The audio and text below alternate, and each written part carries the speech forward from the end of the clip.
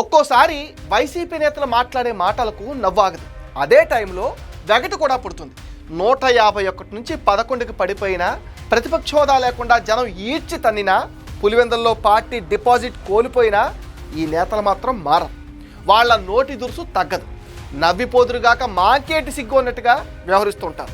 YCP మాజీ ఎమ్మెల్యేలు కేతిరెడ్డి వెంకటరామిరెడ్డి, అనంత వెంకటరామిరెడ్డి, సొగాసి బాలసుబ్రహ్మణ్యం రాజమండ్రిలో లిక్కర్ స్కామ్ నిందితులు మిథున్ రెడ్డితో ములాఖత్ అయ్యారు. మేము దమ్మున్న వాళ్ళం, మా పార్టీ దమ్మున్న పార్టీ అని ఎన్నికలు పెడితే తేల్చుకోవడానికి సిద్ధంగా ఉన్నామంటూ వాళ్ళంతా ఉత్తర కుమార ప్రగల్భాలు పలికారు.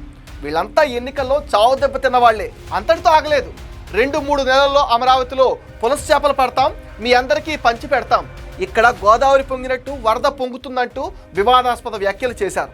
అమరావతిపై ఇంతకు ముందే కేతిరెడ్డి వెంకటరామిరెడ్డి విద్వేషపూరిత వ్యాఖ్యలు చేశారు. క్వాంటమ్ వ్యాలీ కాదు, ఆక్వా వ్యాలీ పెడితే బాగుంటుంది అన్నారు. ఈ వ్యాఖ్యలపైన కూటమి ప్రభుత్వం కూడా చాలా సీరియస్ అయింది. ధర్మవరంలో ఈయన కామెడీ చూడలేక జనం ఓడించి పంపిస్తే ఇప్పుడు ఇలా నోటుకు వచ్చినట్టు మాట్లాడుతున్నారు.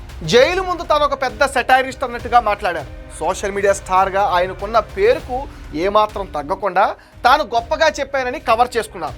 3 రాజధానుల పేరుతో 2024 ఎన్నికలకు ముందు వైసీపీ నేతలు ఆడిన నాటకానికి జనం 11 సీట్లతో ఎండ్ కార్డు వేశారు. విశాఖ, కర్నూలులోనే కాదు అమరావతిలో కూడా తిరిగే పరిస్థితి వైసీపీ నేతలకు లేదు. జగన్ జెండా ఎగరవేయలేదంటే అలా చేస్తేనే దేశభక్త అంటూ ఎదురు ప్రశ్నించారు కేతిరెడ్డి.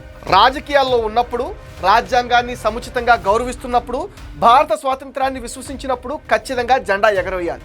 సీఎంగా లేను కాబట్టి జెండా ఎగరవేయనంటే అది గౌరవించడం కాదు, అవమానించటమే అని గుర్తించాలి.